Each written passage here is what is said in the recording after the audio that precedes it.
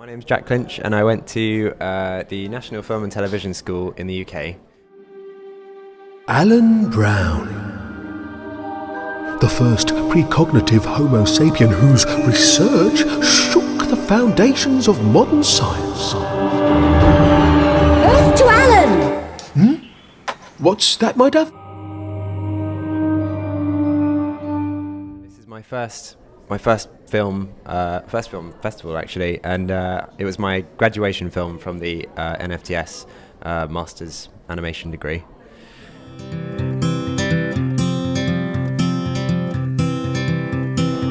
Yeah, I couldn't believe it. I was thrilled.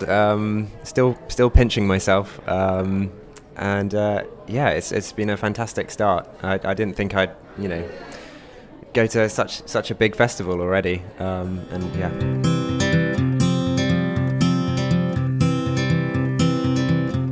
So I've been drawing little cartoons all my life, and I wanted to be an illustrator. And then I suddenly discovered that you could make these drawings move and talk, and so that's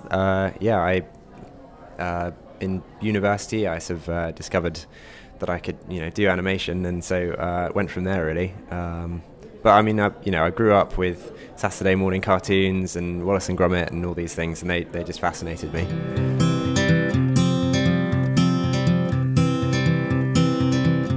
Yes, so mixed media. I like to be able to do all sorts of things, really. But yeah, so the Alan dimension is stop motion model sets, and then 2D animated characters with a bit of CGI VFX as well. But yeah, so we first filmed a ghost set with no characters in, and then I went in and painted them in, and yeah.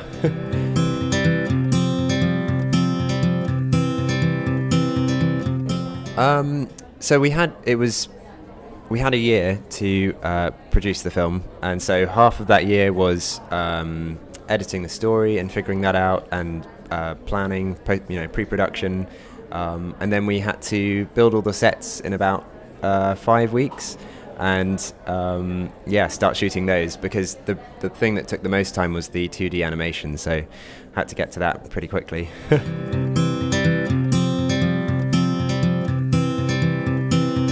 I suppose the idea comes from I occasionally have moments where I have very strong deja vu, and I imagine, surely I've seen this before.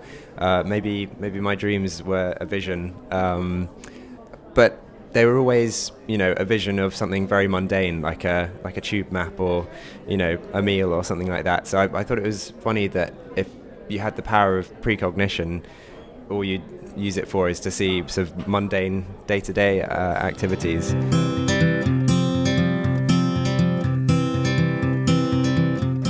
Yes, okay. That's a very good question. I think it's just a way that I sort of found works for me to tell a story, really, and I have control over the performances, so I can act through my drawings. I don't know, I'm a big animation geek as well.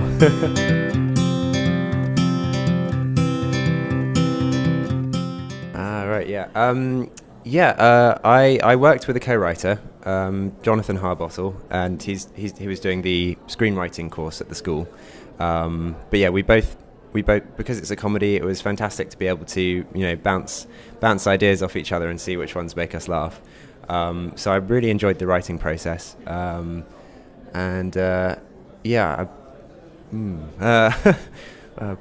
else was there? It was like sorry, freezing up. Working with Jonathan Harbottle, I think that was the highlight in writing it, and I'm hoping to do more writing of my own ideas at some point. And then animation, it's very long and arduous, but it's very gratifying at the end once it's done. So I don't know. I think probably at the point in production where I am, I prefer that the least. And I'm like, I missed the other point of process, or I can't wait to animate. And then when I'm animating, I'm like, I missed the writing. So, I enjoy it all, but yeah.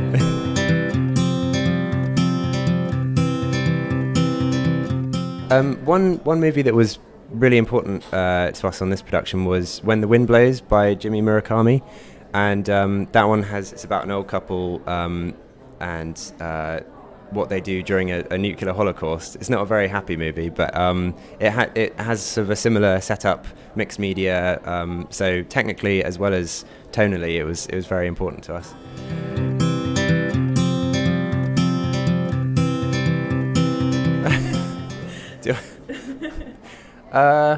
Yeah, I hope so.